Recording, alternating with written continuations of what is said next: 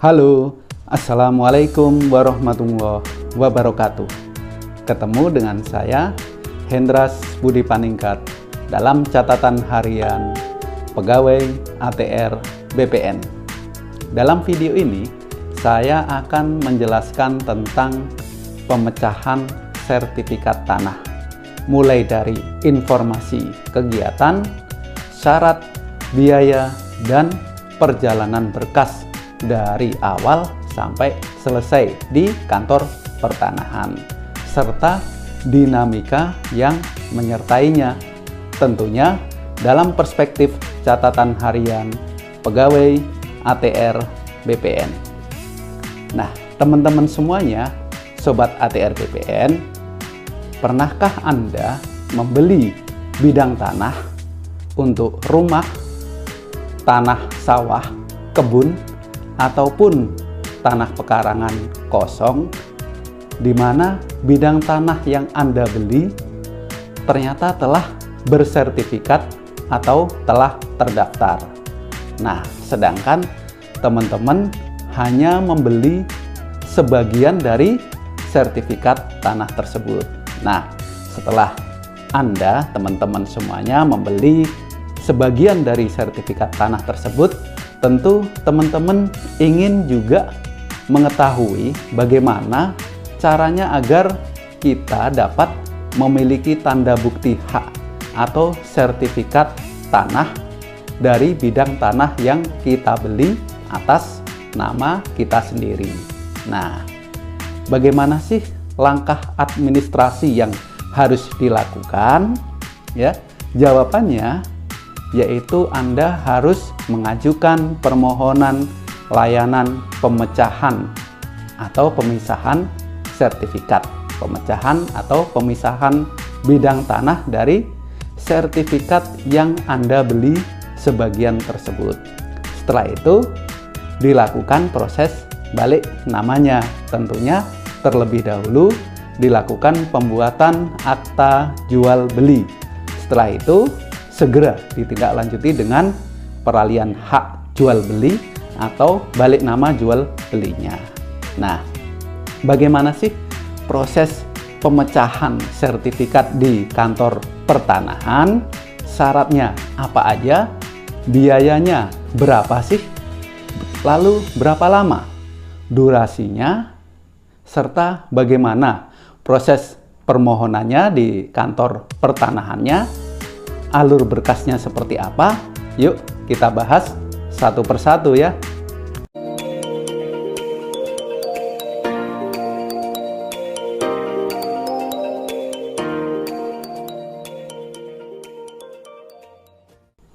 Nah, yang pertama saya jelaskan mengenai informasi kegiatan, di mana layanan pemecahan bidang ini masuk dalam kelompok pelayanan pemecahan, pemisahan, dan penggabungan hak, di mana durasi yang diperlukan untuk menyelesaikan layanan pemecahan bidang yaitu 15 hari kerja.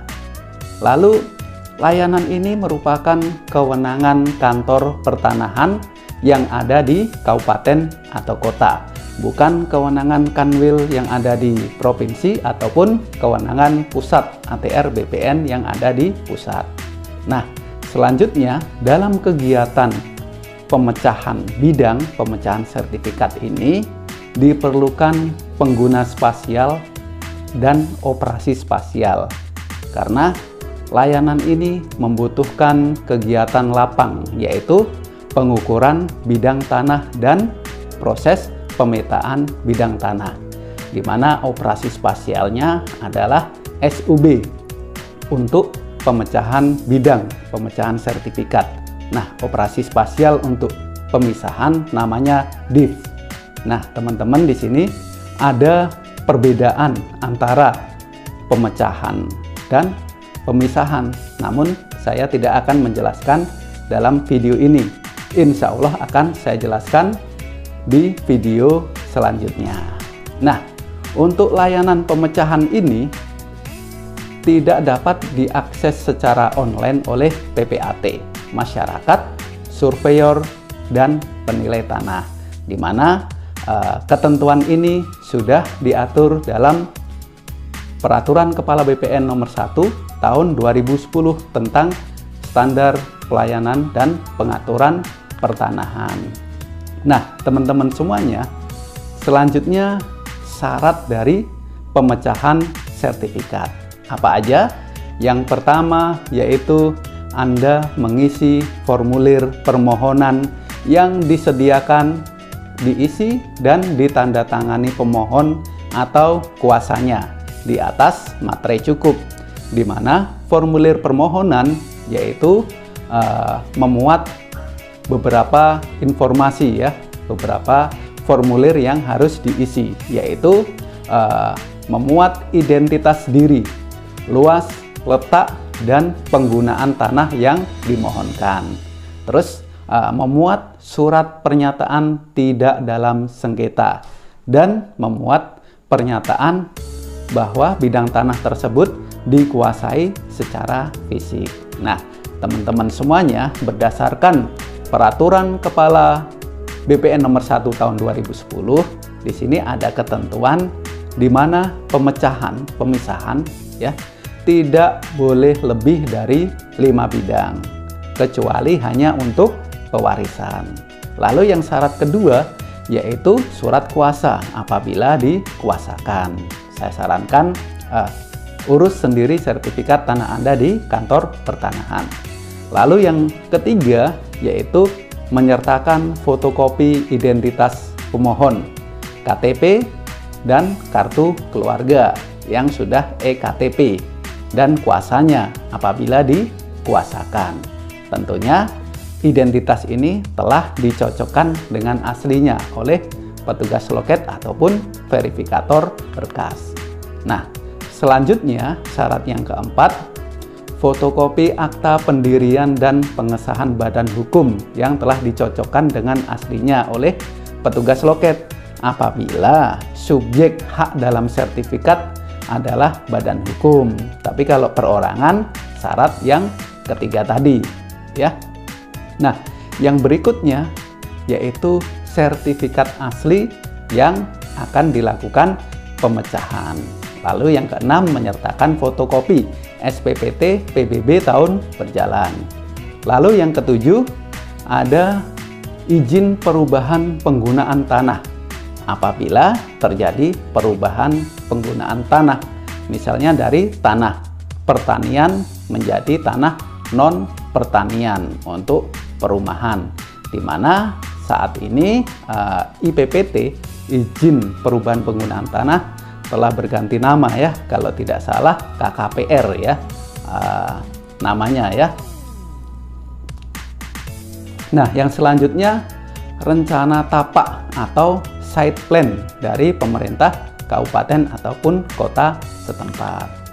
Nah, yang berikutnya ada juga syarat spasial, ya, di mana perlu saya sampaikan untuk kegiatan layanan pertanahan yang bersifat derivatif atau layanan pemeliharaan data pendaftaran tanah, ya, saat ini aplikasi mengharuskan terpenuhinya syarat spasial, yaitu buku tanah telah tervalidasi GSSU tervalidasi, NIB telah tervalidasi. Artinya yang paling penting di sini adalah bidang tanah telah terpetakan secara digital.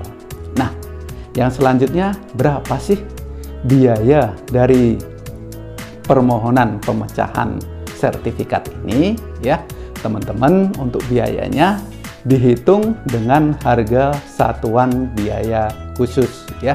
Nah, jika teman-teman ingin mengetahui kisaran, ya, simulasi biaya pemecahan atau pemisahan sertifikat ini, saya sarankan teman-teman bisa memanfaatkan fitur yang ada di dalam aplikasi Sentuh Tanahku atau aplikasi Survei Tanahku.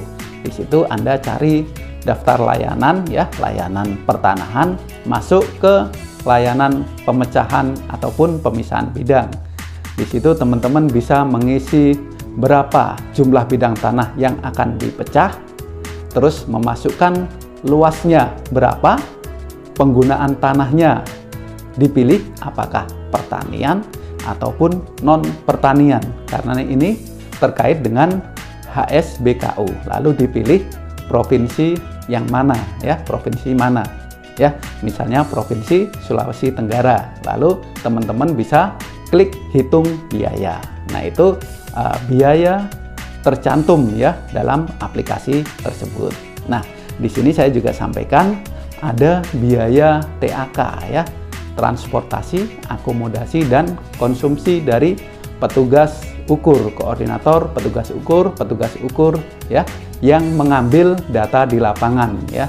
Ada beberapa orang yang mengambil data di lapangan, ada biaya TAK-nya, di mana diatur dalam PP 128 tahun 2013 tentang PNBP yang berlaku di ATR BPN pasal 21.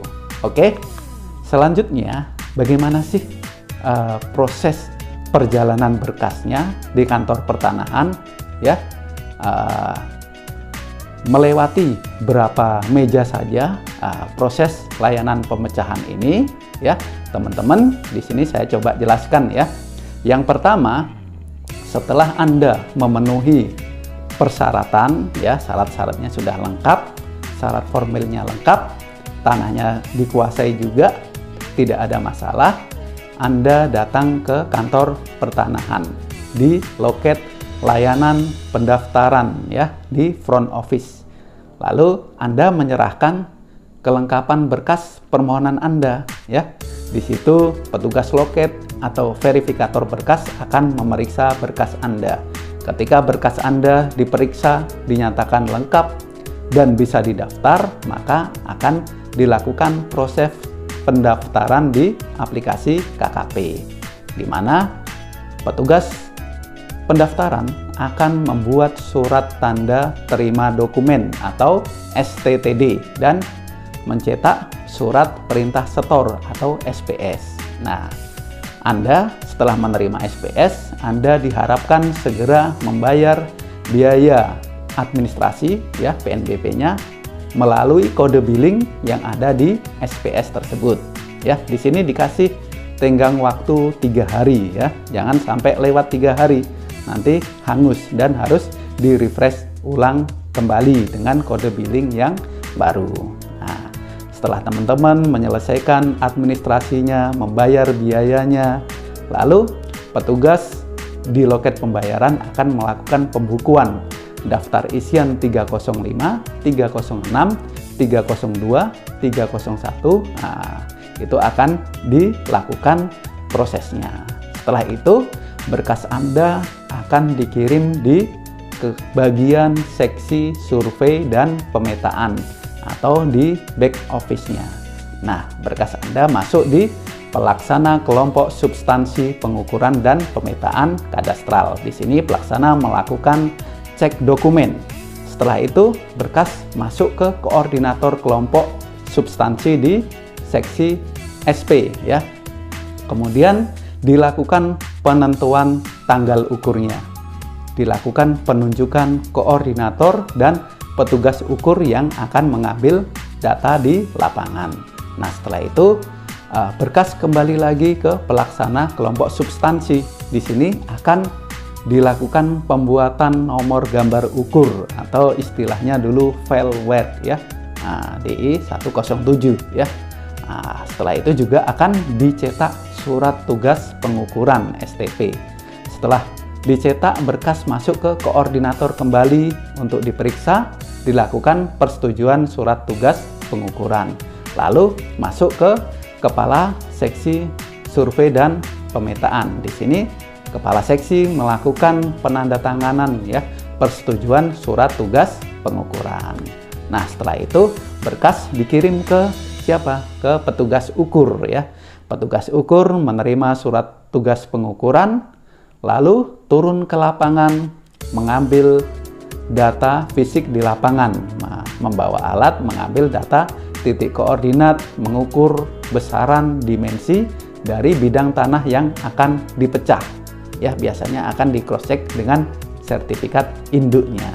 Nah, di sini petugas ukur setelah mengambil data di lapangan, ya, syarat-syarat di lapangan terpenuhi, sudah selesai pekerjaan lapang, kembali lagi ke kantor untuk melakukan input tanggal selesai ukur di aplikasi KKP dan tentunya membuat gambar ukur. Gambar ukur adalah dokumen untuk mencantumkan data hasil pengukuran. Setelah gambar ukurnya dibuat, dikirim berkas tersebut ke petugas pemetaan. Nah, di sini petugas pemetaan akan melakukan proses penggambaran, ya, proses pemetaan dari pekerjaan petugas ukur, dan tentunya di aplikasi dipetakan melalui aplikasi GeoKKP, ya, AutoCAD-nya, dilakukan pemetaan surat ukurnya, dilakukan pemetaan persilnya.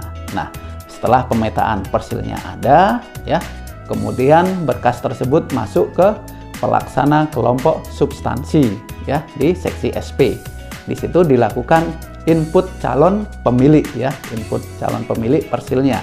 Lalu dilakukan pembuatan surat ukur DI 207 dan diisi data surat ukurnya, entry data SU. Nah, setelah itu berkas dikirim ke koordinator kelompok substansi, ya. Di sini koordinator kelompok substansi melakukan persetujuan surat ukur di paraf dan penyelesaian pekerjaan pengukuran. Lalu berkas dikirim ke kepala seksi survei dan pemetaan, ya. Dikirim berkasnya, aplikasinya juga diklik next, kirim. Nah, di sini kepala seksi SP melakukan persetujuan surat ukur dan penyelesaian pekerjaan pengukuran dan pemetaan, keluar daftar isian 307-nya. Lalu berkas kembali ke pelaksana kelompok substansi pengukuran dan pemetaan. Nah, di sini teman-teman di seksi survei dan pemetaan, ya, bagian teknis berkas tersebut telah selesai, di mana berkas tersebut akan dilanjutkan di bagian back office seksi penetapan dan pendaftaran hak, ya. Di sini di seksi PHP, ya. Di sini berkas masuk ke pelaksana kelompok substansi di seksi PHP. Dilakukan pembuatan buku tanah hak atas tanah. Dilakukan input data buku tanah. Setelah itu berkas dikirim ke koordinator kelompok substansi, ya. Nah, koordinator melakukan penyelesaian pekerjaan pendaftaran tanah, persetujuan buku tanah hak atas tanah, dan penetapan hak atas tanah. Setelah itu berkas dikirim ke kepala seksi penetapan hak dan pendaftaran, ya, kepala seksi PHP, ya. Nah, bukan pemberi harapan palsu. Nah, di sini dilakukan pekerjaan penetapan hak atas tanah sama persetujuan buku tanah hak atas tanah dan penyelesaian pekerjaan pendaftaran, ya. Klik diperiksa, klik di KKP, berkas masuk ke selanjutnya, yaitu ke kepala kantor pertanahan, ya. Di kepala kantor pertanahan berkas akan diperiksa dan dilakukan pekerjaan penetapan hak atas tanah, penyelesaian pekerjaan pendaftaran tanah, persetujuan buku tanah dan hak atas tanah, ya, buku tanah hak atas tanah. Di sini lahirlah daftar isian, ya, nomor DI 307 dan DI 208. Nah, setelah ini berkas secara administrasi telah selesai, diserahkan ke pelaksana kelompok substansi di seksi PHP. Di sini pelaksana memeriksa berkas karena berkas sudah selesai dan siap diserahkan di loket penyerahan. Akan diperiksa warkahnya, warkahnya akan disimpan, outputnya akan diserahkan di bagian loket pelayanan penyerahan. Nah, berkas Anda ternyata telah kembali di loket penyerahan di front office, di mana petugas akan menyerahkan hasil pekerjaan pemecahan sertifikat kepada Anda dengan membuat cetak tanda terima, ya, DI 301A. Jadi begitulah teman-teman proses pelayanan pemecahan sertifikat. Nah, di sini sebagai informasi ya, berdasarkan pengalaman empiris yang ada di lapangan, ternyata terdapat dinamika dalam layanan pemecahan ataupun pemisahan sertifikat ya. Nah, dinamikanya apa aja? Di sini saya coba sampaikan. Yang pertama, terhadap bidang tanah yang akan dilakukan layanan pemecahan ataupun pemisahan ya, ternyata subjek haknya sudah meninggal dunia ya. Nah, sehingga harus dilakukan proses peralihan hak waris terlebih dahulu, karena asas mutakhir pendaftaran tanah itu harus menuntut kondisi yang terbaru. Nah, di sini yang sering terjadi ya, akhirnya mau pecah kok harus waris ya, ketentuannya seperti itu. Yang kedua, ternyata terdapat perubahan penggunaan dan pemanfaatan terhadap tanah yang akan dipecah, di mana penggunaan tanah dalam sertifikat yang Anda beli ternyata masih sebagai tanah pertanian ya, tanah pertanian, kebun, di mana Anda beli rencana penggunaannya adalah untuk tanah non pertanian atau perumahan, sehingga perlu dilakukan izin perubahan penggunaan tanah dulu ya. Sekarang izin kesesuaian kegiatan pemanfaatan ruang ya, KKPR. Nah, itu salah satu dinamikanya. Terus yang berikutnya, terdapat juga perubahan data fisik ya, orientasi arah, bentuk ya. Biasanya ini terjadi atau terdapat pada sertifikat zaman dulu ya, sertifikat zaman dulu di sertifikat induk, sehingga perlu dilakukan kembali penataan batas bidang tanah yang harus memenuhi asas kontradiktur delimitasi. Nah, dinamika yang selanjutnya ya, sudah mulai ada sedikit permasalahan ya. Ini terdapat kasus ya, jual beli tanah sebagian ya, hanya dilakukan di bawah tangan, lalu atau dibuat AJB-nya saja tanpa ditindaklanjuti dengan proses pemecahan sertifikat, dan itu dibiarkan. Si pembeli membiarkan. Kemudian waktu terus berlalu ya, selama puluhan tahun, ternyata pemilik sertifikat menjual tanah tersebut ya. Mungkin ahli warisnya ya, sertifikat sudah diwaris, ahli warisnya tidak tahu kalau orang tuanya sudah menjual sebagian tanah tersebut ke orang lain. Setelah diwaris ke anaknya, anaknya melakukan penjualan kembali sebagian dari sertifikat tersebut ke orang lain, di mana orang lain tersebut tertib melakukan administrasi pertanahan, dilakukan pemecahan, dilakukan AJB dan balik nama, kemudian beralih lagi ke pihak lain lagi.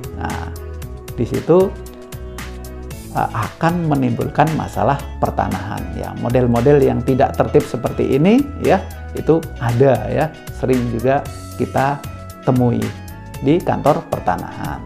Nah, dinamika yang berikutnya ya, itu tidak tertibnya administrasi pertanahan ya dari masyarakat, teman-teman semuanya ya, para pemilik sertifikat ya, ketika melakukan perbuatan hukum ataupun ketika ada peristiwa hukum ya, misalnya melakukan perbuatan hukum jual beli ya, jual beli sebagian tanah, hibah, ataupun ketika ada peristiwa hukum meninggal subjek hak dalam sertifikat, tidak dilakukan update data, sehingga ketika tanah tersebut sudah dibeli, pihak lain akan terganggu ya, akan sedikit harus melalui proses-proses administrasi tambahan. Nah, itulah dinamika-dinamika layanan pertanahan yang ada di kantor pertanahan ya, pemecahan sertifikat, pemisahan sertifikat ya. Nah, saran saya, ayo kita lakukan gerakan sadar tertib pertanahan ya. Yang paling penting adalah memasang tanda batas dan memelihara, mengerjakan tanah secara aktif, tidak menelantarkan, dan yang paling penting, pastikan bidang tanah Anda, sertifikat tanah Anda telah terpetakan secara digital. Bisa diakses di dalam fitur lokasi bidang tanah melalui aplikasi Sentuh Tanahku. Dan lebih bagus lagi ya, Anda install aplikasi Sentuh Tanahku ya, daftar lalu verifikasi dan pastikan sertifikat Anda sudah terkoneksi link dengan KTP Anda, sehingga sertifikat tanah Anda bisa terbaca dalam fitur sertifikat saya. Nah ini alhamdulillah saya sudah melakukannya. Ayo teman-teman, kita jaga tanah kita sendiri ya, secara fisik maupun secara data di kantor pertanahan. Mengingat kejahatan pertanahan ya, mafia tanah ya, bekerja ya di luar kesadaran kita. Kita harus hati-hati dan menjaga tanah kita sendiri ya. Sekian dari saya, mudah-mudahan bermanfaat ya teman-teman semuanya. Jangan lupa like, comment, share, and subscribe ya, biar channel ini tetap semangat dan berkembang. Saya Hendras Budi Paningkat, terima kasih. Assalamualaikum warahmatullahi wabarakatuh.